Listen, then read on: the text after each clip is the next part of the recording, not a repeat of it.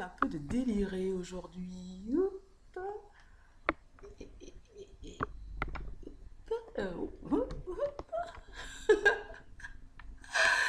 Oui, bien. Bonjour, merci de me rejoindre. Je suis Ambre dans votre émission hebdomadaire. Les relations, les liens qu'il y a entre la spiritualité et la sexualité. Et mes amis, il y a beaucoup de choses à dire. Et aujourd'hui, nous allons aborder un sujet extrêmement délicat et complexe. Je vais commencer en vous citant la Bible. Hmm? Une fois n'est pas coutume. C'est dans la Genèse. Genèse 6, 1, 3. Et vous allez tout de suite comprendre de quoi je parle, enfin pour certains. Lorsque les hommes eurent commencé à se multiplier à la surface du sol et que des filles leur furent nées, les fils de Dieu virent que les filles étaient belles. Et il fut parmi elles pour les choisir pour femmes. Excusez-moi de mal lire. Un autre chapitre, un autre extrait, Jude 1, 6.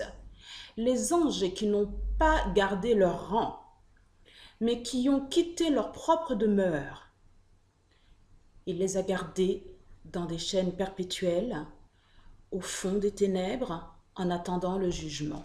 Toujours dans la Bible. Je vous cite quelques noms.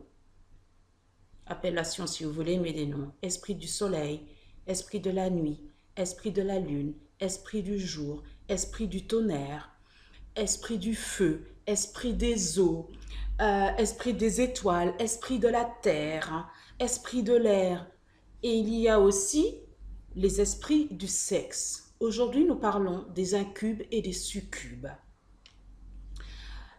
Ils n'ont rien à entretenir entre eux, je veux dire, entre le monde mortel, notre monde physique et eux, esprits, ils n'ont pas à entretenir des relations sexuelles avec nous. Ce n'est pas possible, c'est contre nature. Ils sont du monde spirituel, certes, mais je vais vous décrire et vous proposer plusieurs témoignages entre aujourd'hui et la semaine prochaine, parce que cette émission se divise en deux parties, parce que assez longue et délicate. Et comment vous dire, c'est extrêmement, non, c'est extrêmement difficile. Je vais vous donner les exemples et vous allez voir au fur et à mesure. Donc, les esprits du sexe, ok, qui sont appelés incubes et succubes, qui sont appelés aussi esprits violeurs, couche de nuit, femme de nuit, mari de nuit, dorlis pour les Antillais. Dorlis qui est un incube ou un succube. Ils arrivent à nous à cause d'une seule énergie, enfin, non, il y en a deux, mais en tout cas, une énergie extrêmement puissante et nous suivons la trace avec ça, c'est notre énergie sexuelle. C'est la porte qui les amène à nous. S'il n'y a pas cette énergie sexuelle, ils ne passent pas. Donc, comment contenons-nous, comment vivons-nous notre sexualité? Vivons-nous là avec équilibre, en tout cas notre propre équilibre? Vous n'avez pas de visite. Sans l'équilibre souhaité, pour eux, nos fantasmes refoulés sont une invitation à venir nous voir. Pour eux, c'est pour ces esprits du sexe, esprits violeurs si on n'est pas consentant, mais je vais vous démontrer avec le dernier exemple d'aujourd'hui, parce qu'il y en a plusieurs pour la semaine prochaine, je vais vous démontrer que tout le monde n'est pas non consentant. Il n'y a pas que des viols, il y a des gens qui sont d'accord. Alors, il est vrai que les psychologues et les psychiatres se penchent de plus en plus et se penchent beaucoup sur la question. On se demande si c'est un mythe, une légende, une réalité, un fantasme, une hallucination. N'empêche que malgré, à travers les témoignages, il y a beaucoup aussi de preuves physiques, des griffures, des marques de griffes sur le corps, comment vous dire, des contusions sur le corps. Il y a des souillures, des éjaculations. Donc, il est difficile de penser que ce ne sont que des fantasmes et qu'on les libère à un moment donné du jour ou de la nuit, parce que les succubes et les incubes viennent aussi bien le jour ou la nuit. Qu'est-ce qu'un incube? Qu'est-ce qu'un succube? Si on voit la terminologie latine. À part savoir que ce sont des esprits violeurs, des couches de nuit, des femmes de nuit, etc. Comme je vous l'ai dit tout à l'heure, ou des dorlis. Qu'est-ce qu'un incube? D'après l'étymologie latine, incube veut dire dans, la place dominante, sur, incube, sur, la place dominante sur quelqu'un, au-dessus. Succube, selon l'étymologie toujours latine, succube, sous, en dessous, la personne qui se couche en dessous. Et succube, si on considère cette terminologie selon la civilisation antique, on est à l'époque de Cicéron par exemple, un succube est quelqu'un qui est ou une concubine ou, et de toute façon, quelqu'un qui emploie la sexualité, qui utilise son sexe, qui utilise sa particularité, son énergie sexuelle, illégalement, dans la plus totale illégalité. Donc, incube, position dominante, sur, succube, sous. Les incubes et les succubes prennent le genre qu'ils veulent, aussi bien masculin que féminin, selon nous.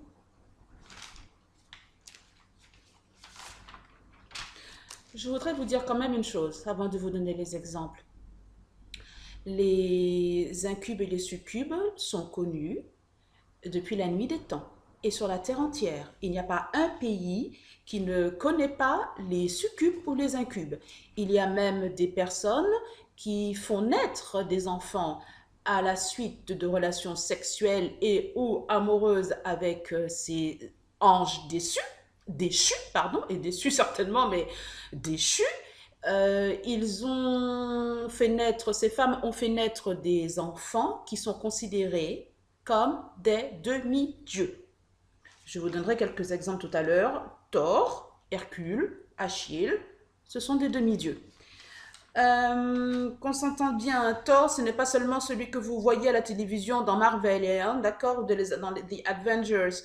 C'est aussi une divinité extrêmement priée dans le panthéon nordique. Yeah.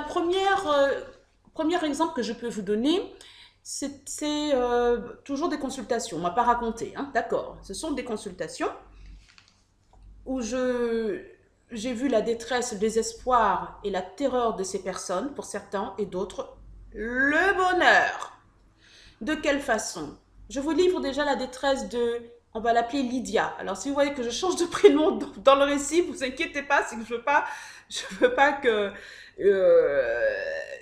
qu'on fasse de corrélation avec elle, mais enfin j'espère que normalement elle va bien, mais ce n'est pas certain. Lydia est séparée de son conjoint depuis peu. C'est Jean-François. Nous allons l'appeler Jean-François.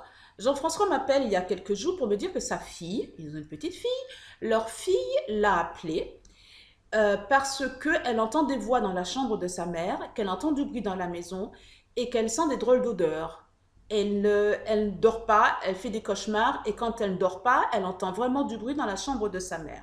Que fait Jean-François? Il appelle sa chère et ex-tendre, il lui dit qu'est-ce qui se passe et elle lui avoue qu'elle a des viols à répétition, qu'elle est visitée toutes les nuits depuis des mois, même avant qu'ils ne soient séparés, même avant qu'il soit parti de la maison, vu qu'il faisait chambre à part ou qu'il n'était pas souvent là, donc elle avait ses visites, et elle dit qu'elle en souffre terriblement, elle est désespérée, et en tant que psychologue, elle aimerait consulter quelqu'un. Il n'y a pas de souci qu'elle consulte et qu'il trouve la solution.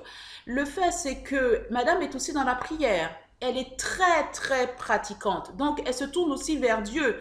Et Dieu ne lui a pas encore envoyé de réponse, malheureusement pour l'instant. J'espère qu'il y aura un dénouement. Mais ce que je remarque, c'est que ces viols à répétition qu'elle a, qui réveillent sa fille, la prière, malheureusement, ne l'a ni protégée, ni pour l'instant sauvée. Donc, il y a quelque chose qui ne va pas. Peut-être pas dans la prière, mais dans son mental. Elle est donc très pratiquante et fait partie d'une église. Donc, elle n'en a parlé à personne. Elle a été obligée d'en parler à Jean-François puisque leur fille a appelé son père pour lui dire, papa, j'ai peur.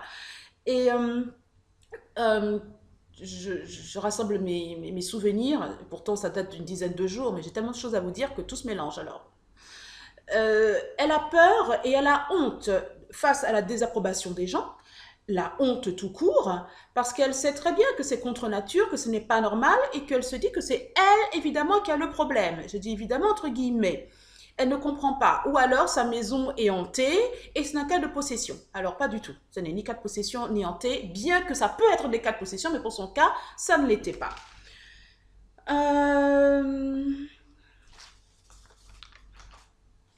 Cette connexion qui s'opère entre les deux mondes, notre monde physique et le monde des esprits, de ces esprits, cette connexion sexuelle, j'insiste, est contre nature, n'a rien à faire avec nous.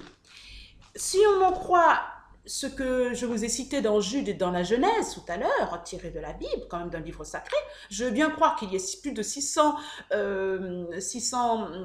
traductions, mais il y a quand même, c'est la vérité. Là, il y a des choses claires.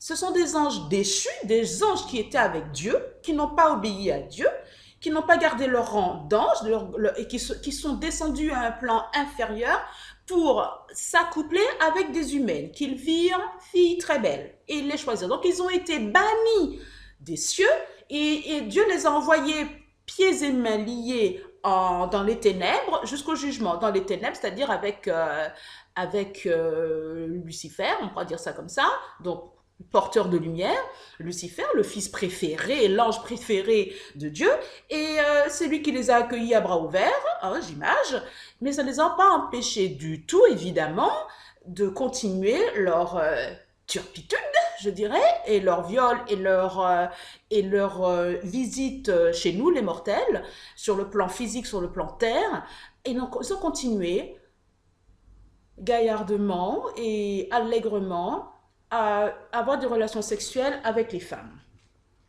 Alors, Jean-François me dit, mais est-ce que c'est un rêve, Ambre? Moi, je lui rétorque, mais si c'est un rêve ou c'est un cauchemar ou c'est un plaisir de rêver, ou dans d'autres cas, il faut bien comprendre que si ce n'est ni un rêve ni un cauchemar, les femmes et les hommes ont du mal à se débattre, où ils sont tenus, où ils ne le sont pas, mais s'ils ne le sont pas, ils ont du mal à dégager l'esprit, à se défendre.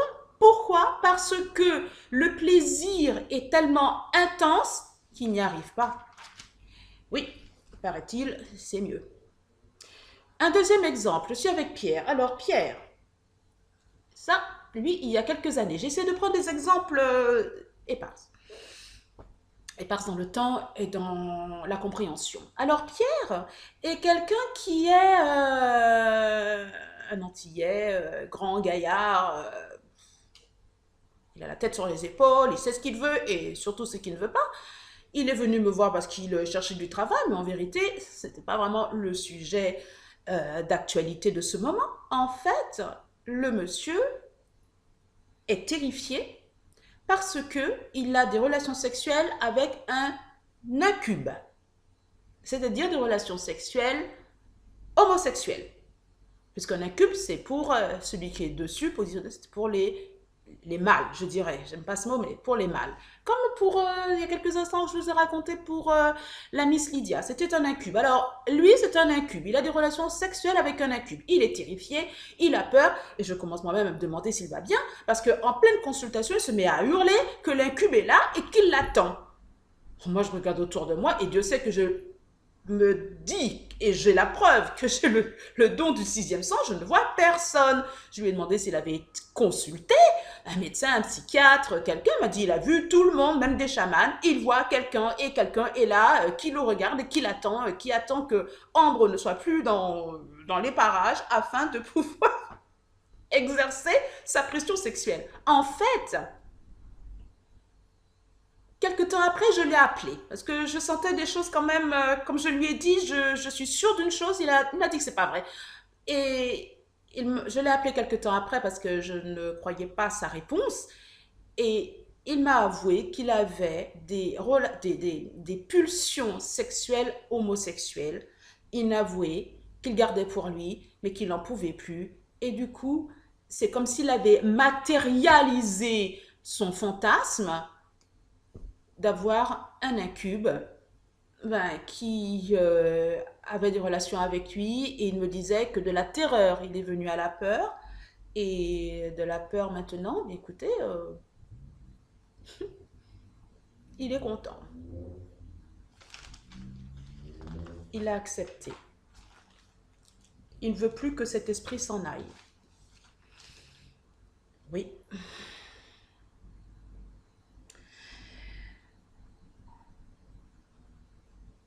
Ça m'a attristé.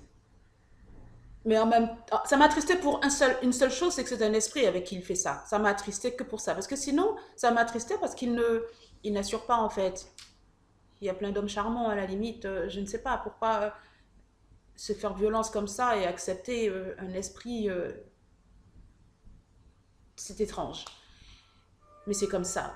Il m'a même avoué qu'il avait demandé le nom de l'esprit parce que visiblement, à force, ils forment un couple. Et il m'a donné le nom de l'esprit. Alors au départ, il m'a demandé comment faire pour le chasser. Après, je n'ai plus entendu parler de lui.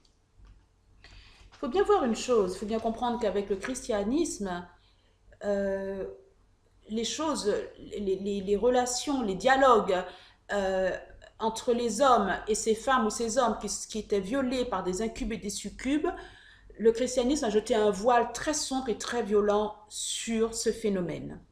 Ce qui fait que les gens, jusqu'à aujourd'hui, restent silencieux dans leur désespoir et dans leur errance, presque à se suicider, à cause du fait de se dire que il est vrai que fut un temps, on brûlait ces femmes sur le bûcher, et ces hommes, et surtout ces femmes, que l'on considérait comme sorcières, alors qu'elles n'étaient pas consentantes. Il y en a qui étaient consentantes, mais là, ce sera un autre sujet.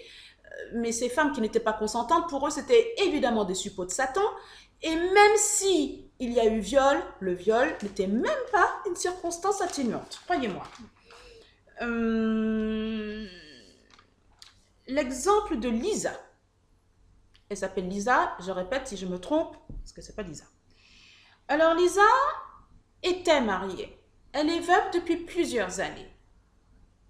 Elle vient me voir.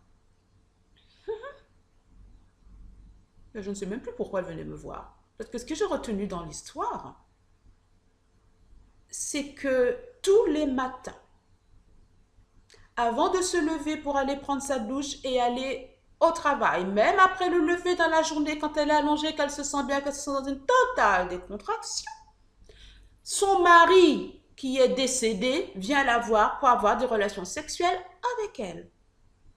Excusez-moi. Là, je me suis insurgée. J'ai dit, écoutez, Lisa, ce n'est pas possible. Vous ne pouvez pas accepter ça. Il faut faire quelque chose. Non, non, non. C'est mon mari. Il vient et c'est encore mieux qu'avant. Avant, c'était une fois l'année. Et là, c'est tout le temps. Je dis, bon, c'est magnifique. Vous avez des relations sexuelles, mais ce sont des esprits. Autant, vous êtes une belle femme, autant rencontrer quelqu'un. Non, non, non, non. Elle veut être fidèle à ce qui se passe tous les matins. Il n'y a pas d'heure. Avant, après, elle s'en fout. Elle s'en moquait. Je lui ai dit. J'ai insisté et je lui ai dit, Lisa, ce n'est qu'une coque vide qui a l'esprit de votre mari et qui vient. Non, non, non, il lui ressemble. Encore mieux, ça c'est une autre histoire que je parcourrai la semaine prochaine. Elle me dit qu'elle ne veut pas entendre parler de le chasser, qu'elle est très bien dans cette situation, au moins qu'elle a du plaisir, qu'elle a un orgasme presque tous les jours, alors qu'avant c'est une fois dans l'année et son mari n'était jamais content. Elle, alors, s'était éloignée depuis longtemps. Et qu'elle aime son mari, elle est même retombée amoureuse de lui, alors que ce monsieur n'en est pas un, c'est un esprit, c'est un incube qui a pris l'esprit d'un défunt, du défunt, pour assouvir ses relations sexuelles avec une femme. Comme je vous disais, toutes et tous ne sont pas d'innocents et ni d'innocentes victimes. Il y a des gens consentants. Elle est habituée à son mari, elle l'attend. Tout va pour le meilleur des mondes. Vous remarquez que ces esprits, ces incubes et ces succubes ne sont pas nécessairement de parfaits étrangers. Ce sont des gens comme pour Lisa, qui sont des gens qu'elle connaît. Un scientifique a fait une étude, un sondage, qui a révélé que sur 300 hommes et femmes interrogés, presque la moitié avaient avoué, confessé, dit que ils avaient déjà vu, entendu et été touchés par leur défunt mari, amant, qu'ils aient convoité et elles en étaient même pas effrayées à un moment donné, ça leur plaisait. Dans ce sondage, j'insiste sur le fait qu'il n'y avait rien à voir avec la race, la couleur de la peau, la religion et ni la classe sociale. On est bien d'accord. Ça a été toute personne confondue. Et j'insiste, rien à voir avec l'âge. Ce n'est pas parce que vous devenez personne à ce qu'on appelle troisième âge, personne âgée, que tout d'un coup vous avez des élucubrations ni des hallucinations. C'était des gens qui avaient même des preuves de griffures, pour certains de contusions sur le corps, mais quand ils étaient consentants, tout allait très bien. Un dernier exemple avant de nous quitter, l'exemple de Marie-Claude. Alors Marie-Claude, qui était une amie, nous nous sommes offert un voyage à la Martinique. Nous étions chez son oncle. Quelle histoire. Nous devions rester 15 jours. À peine arrivé, le monsieur débarque dans le salon. C'était le deuxième jour. Le lendemain, je ne sais plus, mais tout a une incidence, nombre de jours. Il débarque dans le salon en slip. Vous savez, les slips blancs là, de l'époque. Même Tarzan avait ce genre de slip, vous voyez, mais c'était slip immaculé blanc. Nous étions gênés, en train de pouffer de rire. Nous sommes allés sur la véranda. Il nous a suivis. Et vous savez, il est bien là, comme ça. Il nous regarde. Et il fait la conversation. Bien. La nuit de ce premier jour, il y a Marie-Claude qui me dit, écoute, moi, je ne veux pas rester ici toute seule. Est-ce que tu veux bien rester avec moi? Mais où je dors. Ça fait rien. On dort dans le même lit. C'est pas grave, mais je me sens pas bien. Ok, je reste avec toi, Marie-Claude.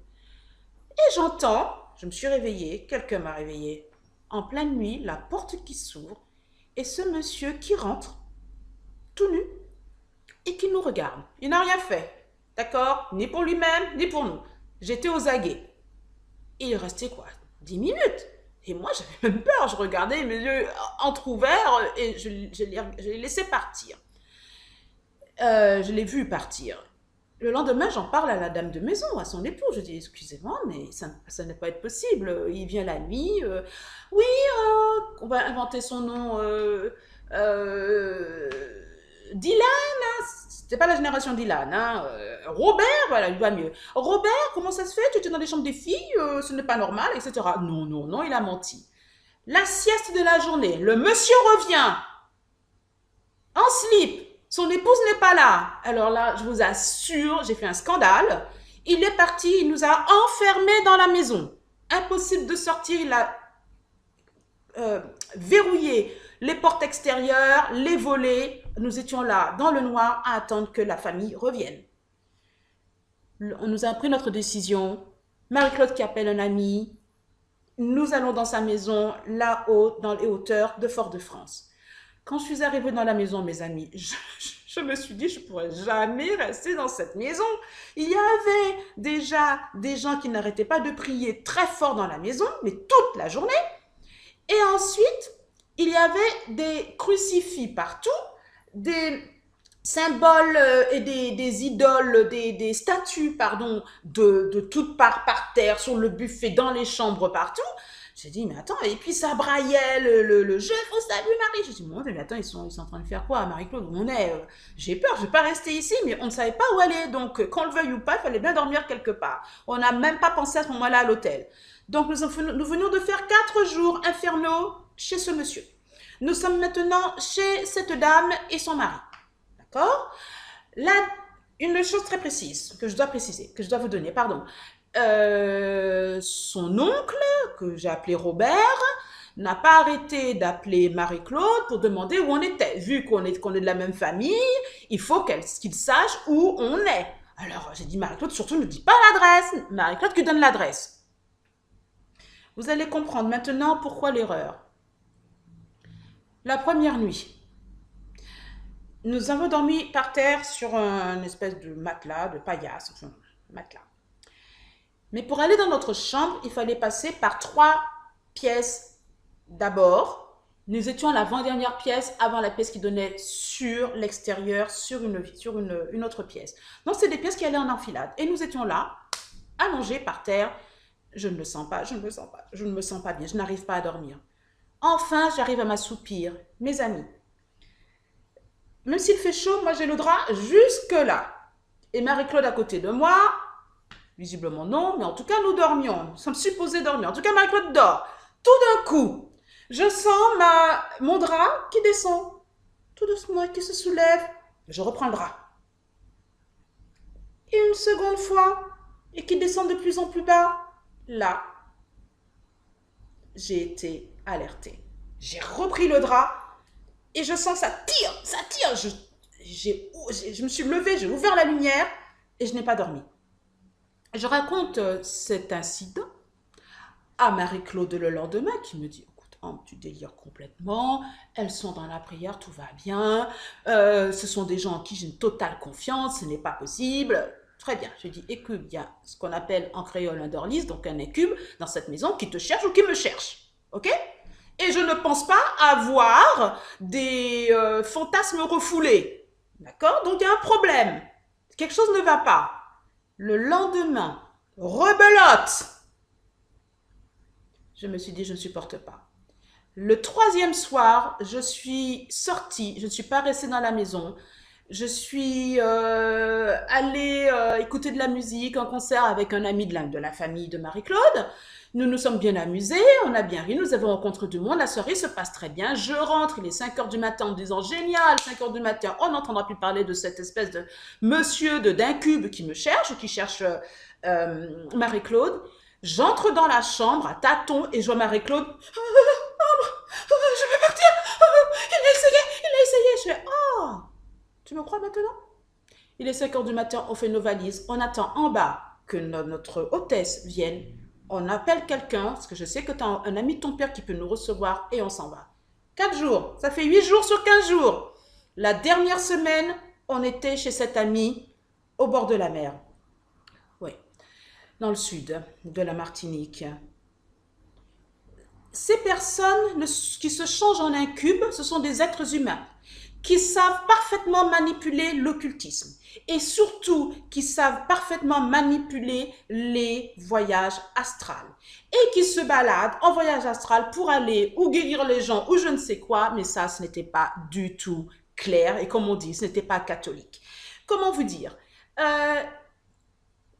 Il vient, il sait comment sortir de son véhicule, de son corps, et il essayait, et ou moi, ou Marie-Claude, d'avoir, je suppose, pourquoi en pleine nuit on vient pour m'enlever mon drap, il essayait d'avoir des relations sexuelles. Bien. J'ai dit, Marie-Claude, je sais qui a fait ça. C'est un tel, c'est ton oncle. Non, non, non. J'ai dit, écoute, c'est pas vrai, arrête. Il va te rappeler, te demander si on est toujours là. Tu vas voir. Tu lui dis rien. On est allé dans la maison, l'autre côté, c'était dans le sud, je crois, c'était à Sainte-Anne, je ne sais plus, peu importe. Et effectivement, 2 jours après qu'on ait quitté la maison de Schœlcher, dans cette banlieue bourgeoise de Fort-de-France, ce monsieur a appelé pour expressément exiger notre adresse. Parce que ce monsieur a besoin de notre adresse pour faire son déplacement. Sinon, il ne savait pas où nous trouver. Et la Miss Marie-Claude, qui a appris, n'a rien dit. Et nous avons été débarrassés définitivement de ce monsieur et de ses visites nocturnes. Je regarde mes feuilles parce que je ne veux rien oublier, comme d'habitude, mes amis, on est bien d'accord. Ce genre de visite par ces messieurs, j'ai peu d'exemples avec les dames, hein, je vous dis franchement, j'ai surtout des messieurs qui viennent nous visiter pour faire je ne sais quoi avec nos corps hein, et qui sont bien vivants. ils ont besoin de quoi pour nous situer, géo, nous géolocaliser? Ils ont besoin de notre adresse. S'ils ne l'ont pas, ils ont besoin de nos habitudes. Ils ont besoin, pour certains, de savoir nos secrets sexuels ou nos fantasmes sexuels ou notre vie sexuelle, afin de les assouvir sans qu'on s'en rende compte quand on dort. Ils ont besoin qu'on dorme. Ça, c'est très important. Si on ne dort pas, ben, on se défend. Et du moins pour les êtres humains qui viennent en voyage astral. Je ne parle pas de la même chose que les incubes qu'avait Lydia tout à l'heure, ou Lisa. Ils ont besoin de quelque chose, d'une photo ou d'un vêtement ou de quelque chose que nous avons touché. Pourquoi? Parce que sur cet objet, cette photo ou ce vêtement ou n'importe quel objet a retenu notre magnétisme. Et au regard du magnétisme, ils savent où nous trouver. Alors, que nous soyons volontaires ou pas, que nous soyons d'accord ou pas, ces personnes, ces incubes, esprits humains ou ces incubes, esprits déchus ou esprits violeurs, sont nourris par cette énergie, l'énergie sexuelle. C'est comme ça qu'ils nous suivent. Puis vous avez une grande énergie sexuelle, je me répète, que vous n'assouvissez pas, ils vous suivent et ils vous rattrapent. Il n'est pas nécessairement utile qu'ils aient besoin des relations sexuelles pour cela. Hein. Avec l'énergie sexuelle, ça leur suffit amplement. Mais comme ils savent comment manipuler et qu'ils savent que la pensée elle-même en nous-mêmes n'est absolument ni domptée ni maîtrisée, puisque notre esprit part à droite à gauche, mais jamais dans le moment qui est là pour jouir du moment, ils se nourrissent, et c'est là leur plus grande victoire, de la relation sexuelle. Il faut bien savoir que le vagin d'une femme est de substance magnétique. Le monsieur, le phallus, est de substance électrique. Donc, incube ou succube, ils ont besoin de ce magnétisme, de cette substance, ou de cette électricité, ou de cet magnétisme, afin d'avoir eux cette énergie, afin d'avoir plus de pouvoir et afin de grandir, afin de vivre. Et puis de toute façon, là-bas, c'est qu'ils aiment bien avoir des relations sexuelles avec les êtres humains. Il existe des plantes que certaines chamanes utilisent, et là on n'est plus dans des histoires de démons, d'anges déçus, on est dans le monde des esprits. Ces femmes utilisent ces onguents, ces plantes, afin d'avoir avec un esprit des relations sexuelles. Déjà ça. Écoutez, je crois que je vous ai tout dit. Sinon, ce serait de reprendre ce que je vous ai dit. La semaine prochaine, mes amis, on parle toujours des incubes et des succubes à travers la masturbation, à travers l'utilisation des miroirs. Ouais. À travers le fait qu'ils ressentent ou pas nos désirs. Alors, de quelle façon aussi ils nous choisissent? Pourquoi pas moi? Pourquoi elle? Et pourquoi elle? Et pourquoi vous ou pourquoi nous? D'accord? Rappelez-vous, mes amis, que vos pensées sont entendues. Vos pensées sont entendues par les êtres de lumière. Je n'aime pas dire ce mot parce que ce n'est pas comme ça que ça se passe. Par les esprits de lumière, on va les appeler, d'accord? Mais s'ils sont entendus par les esprits de lumière, ils sont aussi entendus par les esprits des ténèbres. Voyons, ce n'est pas parce que l'un l'entend que l'on n'entend pas. C'est impossible. Lorsque vous priez, lorsque vous demandez ou lorsque vous pensez mal de quelqu'un ou vous pensez « je veux ceci sexuellement, mais je n'ai pas » et qu'une fois vous le pensez, 2 fois vous le pensez, 20 000 fois vous le pensez, nous avons tous en nous, sans exception, la faculté innée de créer ou d'attirer un incube ou un succube. Donc votre pensée doit être maîtrisée et faites attention à... Comment vous dire? Faites attention à vous. Prenez soin de vous. La semaine prochaine, je vous dirai aussi comment et pourquoi des personnes prennent, comme l'oncle de Marie-Claude, prennent ces aspects, parce que ce n'est pas seulement sexuel, Et aussi pourquoi ce que l'on appelle des maris de jour, maris de nuit et couches de nuit, pourquoi ils sont là? Quel est leur objectif? Pourquoi des messieurs ou des parents, je dirais le mot, vendent leur enfant à un incube ou un succube? Quel est l'objectif? Pourquoi? J'ai tout dit cette fois, je crois. Je vous explique tout ça la semaine prochaine. Bon, je réfléchis encore. J'ai tellement de choses à dire. Mais non, ce sera trop pour vous. J'espère que je ne vous ai pas fait peur. Je vous souhaite une bonne fin de journée.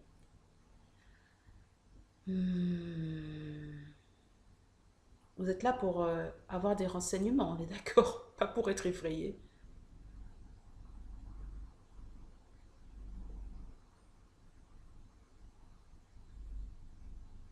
Il y a une chanson que j'aimais bien, une chanson créole. Je vous chante l'air, d'accord? Je vous dis pas les paroles. Si, si, je vous dis les paroles. Pas fait-moi la peine, non. Pas fait-moi la peine, moi qui est mort. Pas fait-moi la peine, non. Non, non, non, non. Ne me fais pas de peine, non. Je pense à ces messieurs qui vendent de leurs femmes et leurs enfants pour des incubes, de succubes. Ne me fais pas de peine, non, non,